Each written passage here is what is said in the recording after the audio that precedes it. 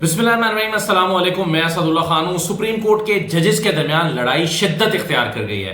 पहले ये लड़ाई पीछे कमरों में लड़ी जाती थी, नजर आता था, लेकिन सामने एक दूसरे के रिमार्क्स नहीं दिए जा रहे थे। लेकिन अब तो ये इख्तिलाफ राय इख्तिलाफ में बदल गया है। इस इख्तिलाफ का खुल्लम खुल्ला इजहार हो रहा है, फैसलों में लिख कर हो रहा है, सहाफियों के सामने रिमार्क्स दिए जा रहे हैं, वकला के सामने दूसरे जजेस की धज्जियां उड़ाई जा रही हैं। ये सब कुछ आज सुप्रीम कोर्ट के उन दो कमरों में हुआ है जिनकी दीवार कॉमन है। यानी एक तरफ कोर्ट रूम नंबर 2 जहां पर जस्टिस मंसूर बैठे थे, दूसरी तरफ कोर्ट रूम नंबर 3 जहां पर जस्टिस जमाल खान मंदुखेल बैठे थे, और दोनों एक दूसरे के हवाले से तौहीन अदालत की बात कर रहे थे, अपने सामने रोस्टम पर खड़ा करने की बात कर रहे थे। ये सारा कुछ आज हुआ। आज जस्टिस मंसूर अली शाह ने जो फैसला दिया, जिसके बारे में पहले तफसील से अगरचे बात हो चुकी है मुख्तलिफ फोरम्स पर, अभी आपने और भी कुछ लोगों को सुना देखा होगा, लेकिन बस दो नुक्ते मैं आपके सामने रखना चाहता हूं, क्योंकि यहां तक मुझे बिल्कुल सही मालूम होता है जस्टिस मंसूर अली शाह का फैसला, जिसमें वो कहते हैं कि उनका जो ऑर्डर था, जुडिशियल ऑर्डर, उसको एग्जेक्टिव ऑर्डर से नहीं बदला जा सकता था। यानी अगर उन्होंने एक फैसला दिया था, और मैं इन तमाम पहलुओं पर अभी साकिब बशीर साहब से बात करूंगा जो मेरे साथ इसी वीलॉग में मौजूद होंगे, उनसे मैं तफसील से इस पर बात करूंगा, लेकिन मैं सिर्फ थोड़ा सा एक ब्रीफ दे दूंगा आपको कि उनका बुनियादी फैसला यह है कि मेरे सामने एक मुकदमा आया था, मैं इसे सुन रहा था, मेरा मुकदमा उठाकर मेरा जुडिशियल ऑर्डर था, उसको उठाकर रद्दी की टोकरी में नहीं डाला जा सकता था, और उसके नतीजे में एक एग्जेक्टिव ऑर्डर से उसको नहीं बदला जा सकता था। और इस सिलसिले में जो कमेटियां दो बैठी थी, एक सुप्रीम कोर्ट की कमेटी बैठी, एक आईनी बेंच की कमेटी बैठी, उन दोनों कमेटियों ने 45 मिनट के वक्फे से बैठकर फैसले जारी कर दिए, यानी जुडिशियल ऑर्डर के खिलाफ इंतजामी ऑर्डर जारी कर दिए। ये नहीं हो सकता था। दूसरा, उन्होंने कहा कि मेरे बेंच को तब्दील नहीं किया जा सकता था। एक मरतबा एक केस एक बेंच को चला जाए, उस बेंच से वो नहीं लिया जा सकता, उस बेंच के जजेस को बदला नहीं जा सकता। ये सारा कुछ उन्होंने कहा। और जस्टिस मंसूर समझते हैं कि जिन 4 जजेस ने ऐसा किया, उन्होंने तौहीन अदालत की है। वो समझते हैं कि वो 4 जजेस, यानी आप देखें ना कमेटी में, जिसमें जस्टिस अमीनुद्दीन मौजूद थे, जस्टिस चीफ जस्टिस मौजूद थे एक कमेटी में, तो ये दोनों जजेस थे, क्योंकि जस्टिस मंसूर को तो शामिल नहीं किया गया। तो इन 2 जजेस, और दूसरी कमेटी में जस्टिस अमीनुद्दीन, जस्टिस जमाल खान और जस्टिस मोहम्मद अली मजहर, ये 3 जजेस। तो ये 4 जजेस हैं, इन्होंने तौहीन अदालत की है। जस्टिस मंसूर ने ऑर्डर दिया कि इन 4 सुप्रीम कोर्ट के जजेस के खिलाफ, जिसमें चीफ जस्टिस भी शामिल है, तौहीन अदालत कार्रवाई होनी चाहिए।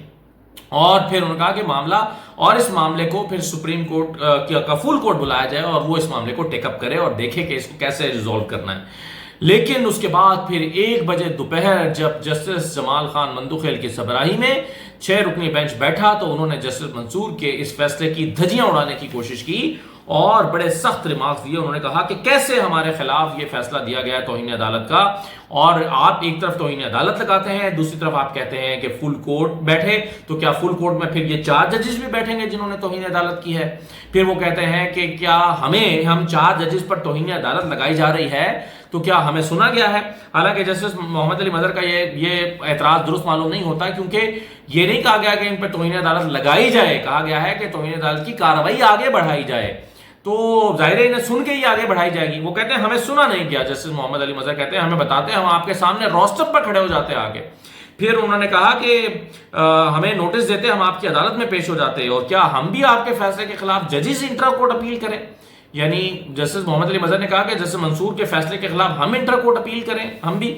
तो यूं जो लड़ाई है वो तो चलिए, ये लड़ाई जो आज हुई सो हुई, लेकिन ये लड़ाई अब आगे बढ़ने जा रही है, और आगे ये यूं बढ़ने जा रही है कि जस्टिस मंसूर ने अपने फैसले में कहा है कि वो कस्टम एक्ट जो बुनियादी तौर पर जिसका केस इनके पास आया था, उसमें उन्होंने कहा है कि इस केस को उसी पहले बेंच के सामने फरवरी के पहले हफ्ते में लगाया जाए जिस बेंच के सामने ये पहले लगा था, जिसमें जस्टिस आयशा थी जस्टिस मंसूर के साथ, और जस्टिस इरफान सादत थे।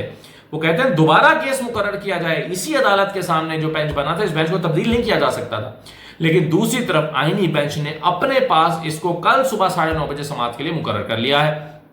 अब एक तरफ एक ऑर्डर मौजूद है, इनफील्ड है जस्टिस मंसूर का ऑर्डर, और दूसरी तरफ आईनी बेंच ने अपने सामने केस लगा भी दिया है। यानी वो कह रहे थे कि फरवरी के पहले हफ्ते में लगाओ, इन्होंने कल अपने सामने लगा दिया, फिर बेंच तब्दील हो गया। यानी कि इसका मतलब क्या हुआ कि जस्टिस मंसूर का ऑर्डर माना नहीं गया।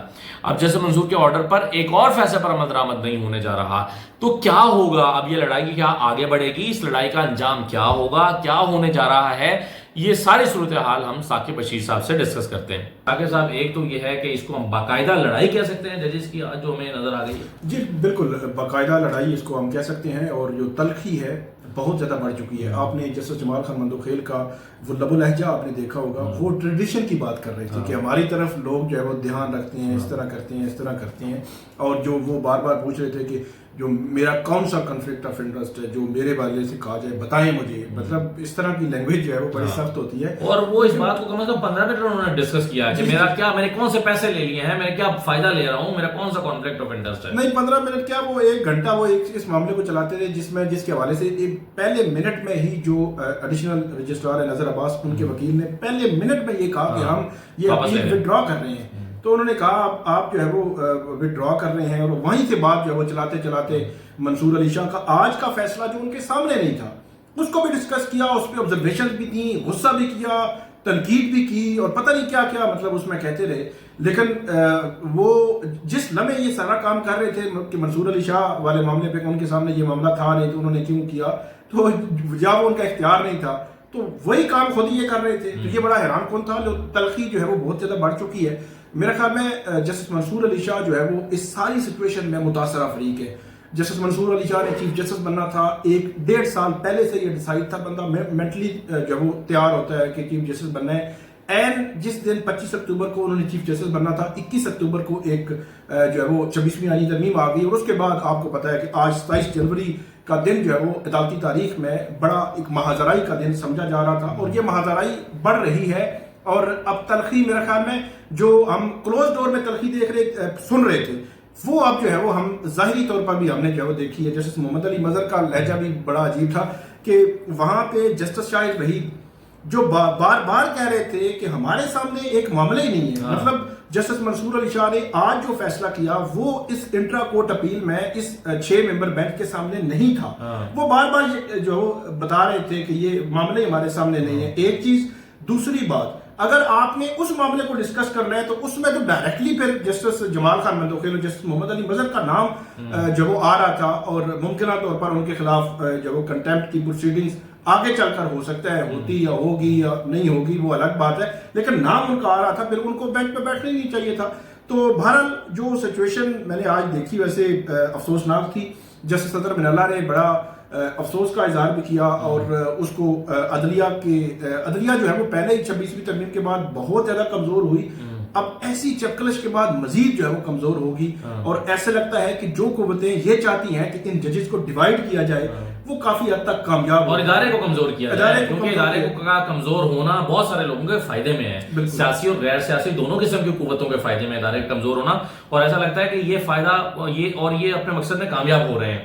اچھا ایک چیز مجھے بتائیے کہ اب اس میں آج تو چلیں لڑائی جو ہوئی سو ہوئی ثاقب صاحب، لیکن اب پرابلم یہ ہے کہ جسٹس منصور صاحب کا جو آج آرڈر ہے اس میں وہ کہتے ہیں کہ اس معاملے کو، یعنی کسٹم ایکٹ والے کیس کو دوبارہ اسی بینچ کے سامنے لگایا جائے جو پہلے جسٹس عائشہ اور جسٹس عرفان سعادت کے ساتھ بنا تھا، اس کے سامنے فروری کے پہلے ہفتے میں لگایا جائے۔ لیکن دوسری طرف جو ہے وہ کمال چستی کا مظاہرہ کرتے ہوئے کانسٹیٹیوشنل بینچ نے اپنے سامنے کل صبح 9:30 بجے بھی لگا لیا ہے۔ اب کیا ہوگا؟ ایک طرف وہ جوڈیشل آرڈر پھر میدان میں موجود ہے، دوسری طرف کانسٹیٹیوشن بینچ نے اس کو ایک طرح سے اوور رول کر دیا، کیا ہوگا؟ اب جو کانسٹیٹیوشن بینچ ہے اپنا غصہ بظاہر ایسے لگتا ہے کہ کل وہ نکالیں گے کہ یہ کیسے ہوا، یہ ہمارا کیس تھا اور ہمارے سامنے آنا تھا، یہ وہ سن ہی نہیں سکتے تھے، جب سن نہیں سکتے تھے تو اس معاملے کو اتنا جو ہے وہ متنازع بنا دیا اور کنٹیمپٹ کی پروسیڈنگ شروع کر دی۔